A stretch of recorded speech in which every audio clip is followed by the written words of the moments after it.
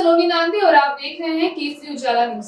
शरद पवार की राष्ट्रवादी कांग्रेस पार्टी के नेता रोहित पवार ने केंद्रीय मंत्री नितिन गडकरी से मुलाकात की। उन्होंने कहा कि काफी देर तक बात हुई, लेकिन वो चर्चा विकास कार्यों पर थी।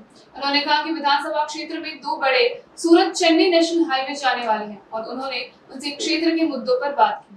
उनका कहना है कि ऐसे बहुत कम नेता हैं जो हमेशा विपक्षी विधायकों की मदद करते हैं। ये एक उनमें से नितिन गडकरी है। आइए जानते हैं कि उन्होंने और क्या कहा। चर्चा झाली, पण ती सर्व चर्चा ही विकास कामावर जास्त होती।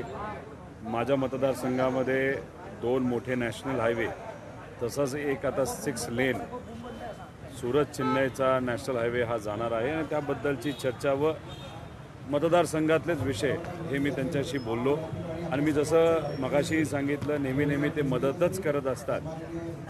फार कमी नेते असे असतात जे विरोधातल्या एखाद्या आमदारांना सुद्धा नाहीतर नेत्याला मदत करतात। त्यात एक गडकरी साहेब येतात आणि त्यांनी मदत करण्याची भूमिका इथं घेतलेली आहे। भाजप कशाचं आंदोलन करते आणि कुठं करते हे सुद्धा त्यांना कळत नाही।